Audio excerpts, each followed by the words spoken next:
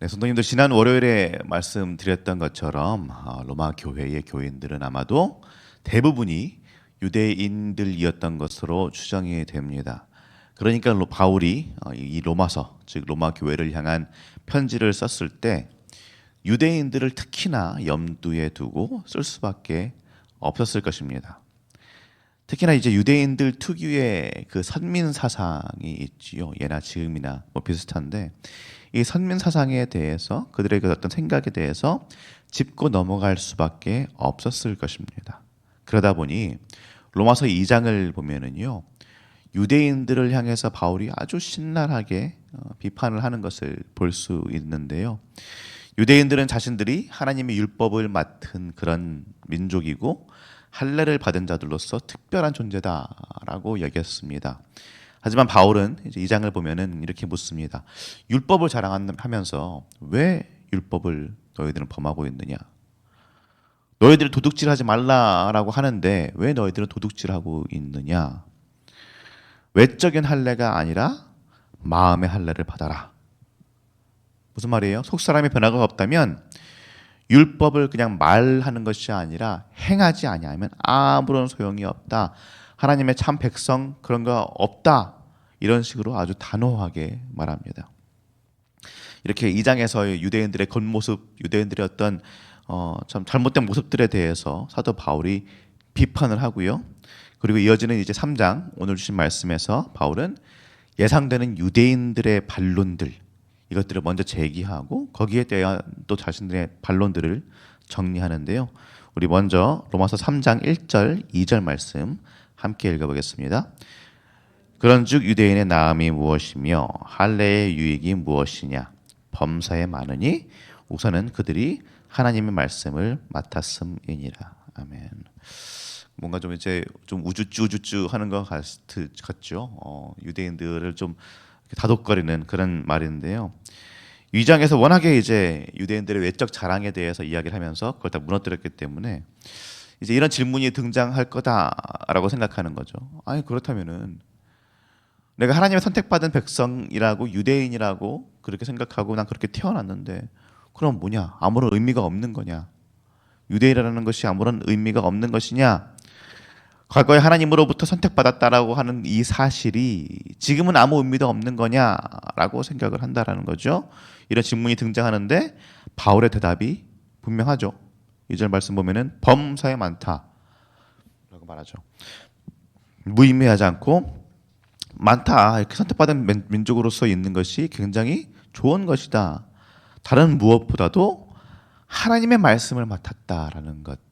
하나님의 말씀을 맡았다라는 것이 정말 가장 큰 유익이다라고 말합니다. 무슨 말이냐면 유대인들은 어떤 사람들입니까? 하나님과의 언약 관계 속에 있는 사람들입니다. 하나님의 음성을 먼저 받았고요. 먼저 들었고요. 그리고 그 음성을 그 율법을 세상에 전달할 그 제사장 나라가 될 특권이 있는 사람들이라는 말입니다. 제사장 나라라는 말이에요. 그런데 문제는 뭡니까? 이 하나님의 음성을 먼저 받았다라는 것, 제사장 나라라는 것, 이것은 그냥 자랑거리가 아니죠. 특권이기도 하지만 자랑거리일 수도 있지만 동시에 가장 그 본질에 있는 건 뭐예요? 책임적 위치에 있다라는 거예요. 책임입니다. 책임. 아주 무거운 그냥 옆 나라 그 정도가 아니라 이제는 온 열방을 향한 온 세상을 향한 청지기적 책임입니다. 고린도전서 4장 2절 말씀하시듯이 맡은 자에게 구할 것은 충성이죠. 충성되게 유대인들 그 율법을 전해야 될 그 책임이 있었다라는 것인데 문제는 뭐예요? 2장에서 바울이 얘기했던 건 뭐예요? 그 책임은커녕 너희들 자신도 그 율법대로 그 음성대로 말씀대로 살지 않았다라는 것입니다. 예수 그리스도를 믿는 자들로서 우리도 똑같습니다. 말씀을 맡은 자들입니다. 제사장 나라, 제사장들이 되어 있습니다. 우리는 뭐 목사들만의 얘기가 아니에요. 이제 카톨릭의 시대는 지난 카톨릭의 얘기가 아니고요. 이제 우리들이 전부다. 여기 앉아 계신 성도님들 모두가 성도지요, 제사장들입니다. 이 세상을 향해서 그 가지고 있는 청지기적 책임, 하나님의 말씀을 가지고 있다는 예수 그리스도를 마음에 품고 있다는 그 책임을 확실하게 보여줘야 되는 것이 바로 우리들입니다. 우리 모두가 예수 그리스도의 제사장으로서 세상 가운데 그리스도의 사랑을, 하나님의 그 말씀을 온전하게 전파해야 될 줄로 믿습니다. 그 말은 뭐예요? 우리부터 말씀대로 살아내야 된다는 말입니다. 이어서 5절 말씀 함께 읽겠습니다. 그러나 우리 불의가 하나님의 의를 드러나게 하면 무슨 말 하리요? 내가 사람이 말하는 대로 말하노니.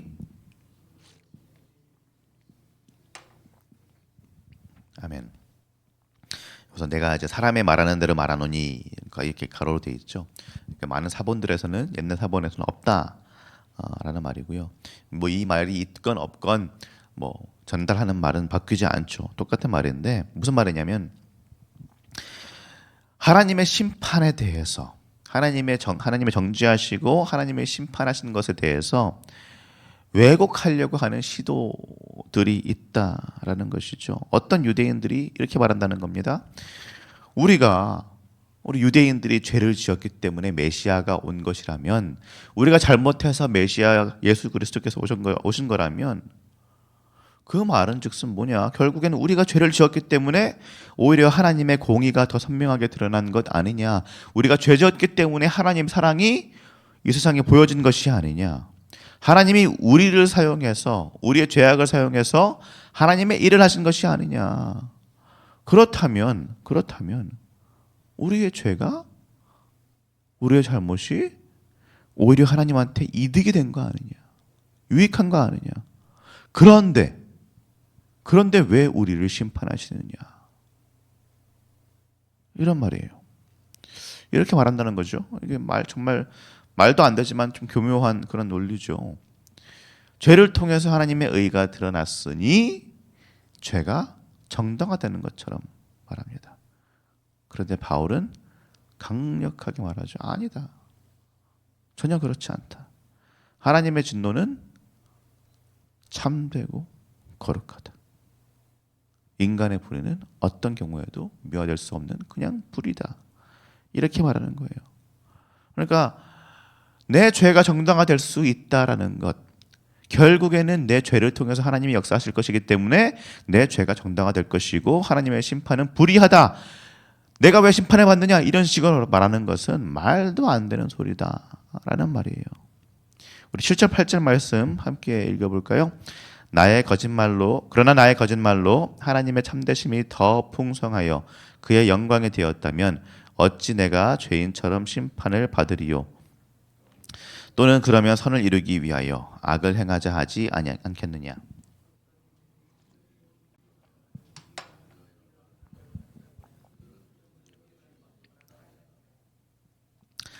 한마디로 정리가 되죠. 그들은 정죄받는 것이 마땅하니라.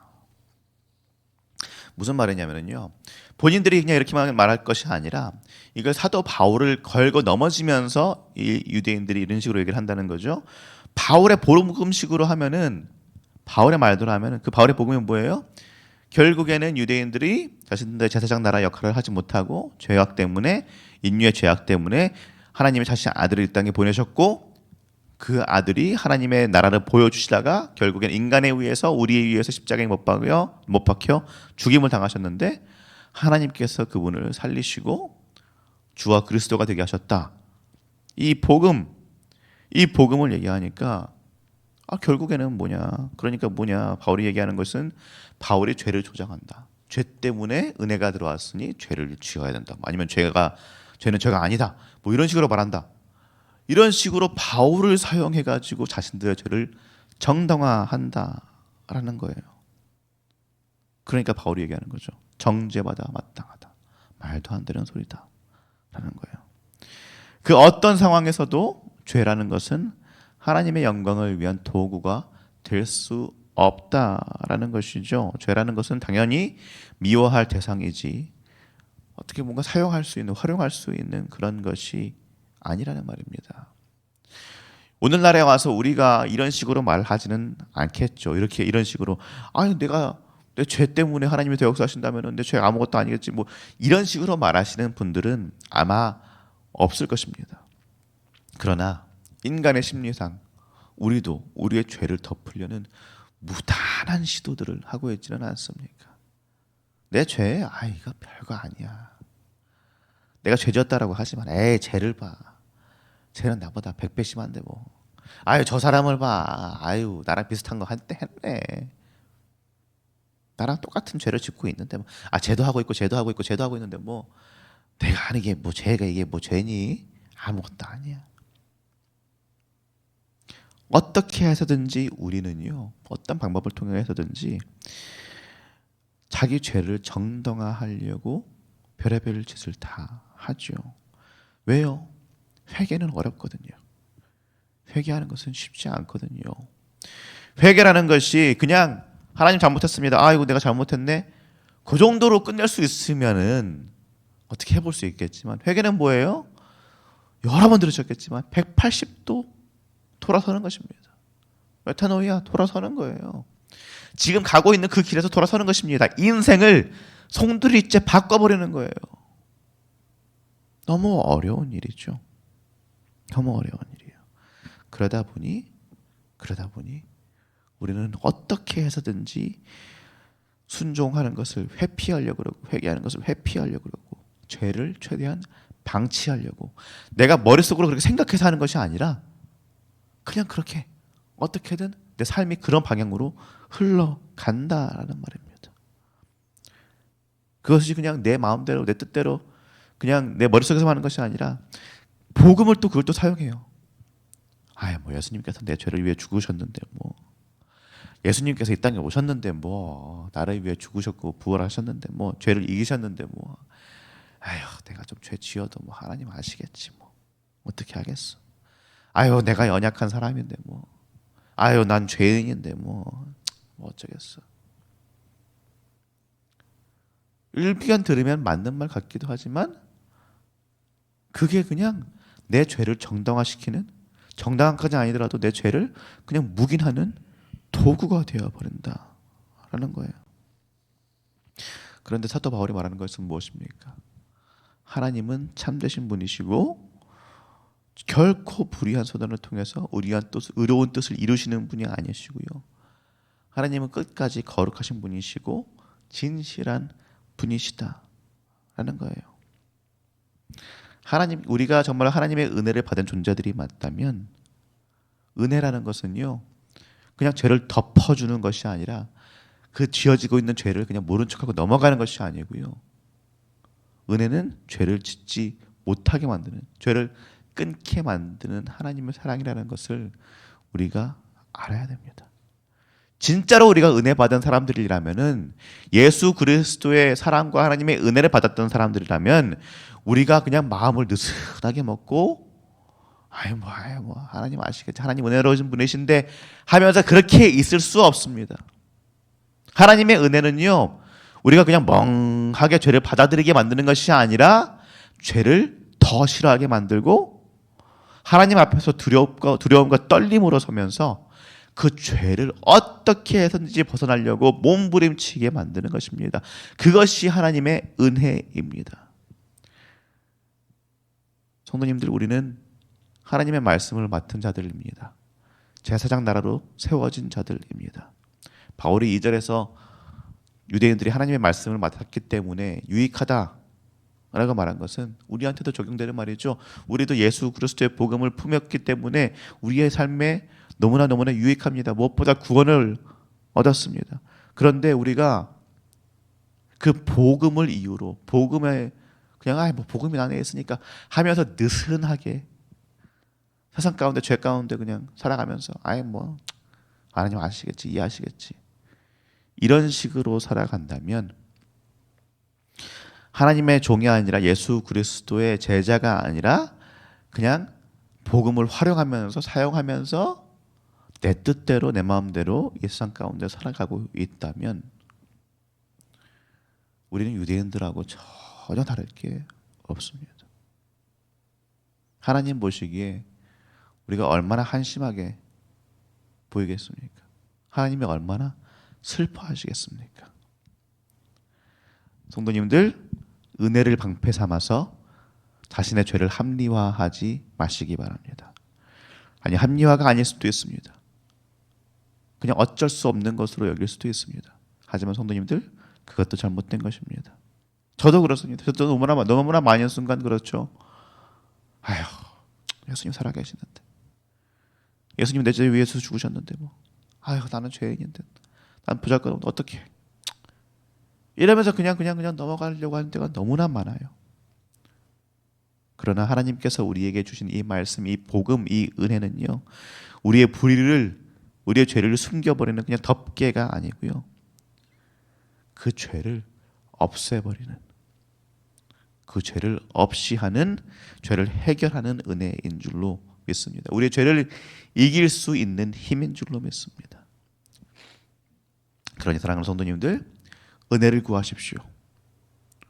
그냥 마음의 위안 정도가 아니라 정말로 회개하게 하는, 삶을 180도 바뀌게 만드는, 예수 그리스도만 보게 만드는, 죄를 없애버리는 그 예수 그리스도의 참된 사랑과 은혜를 구하시는 이 시간 되시기를 예수님의 이름으로 축복합니다. 오늘 하루의 삶을 살아가실 때 기억하시기 바랍니다.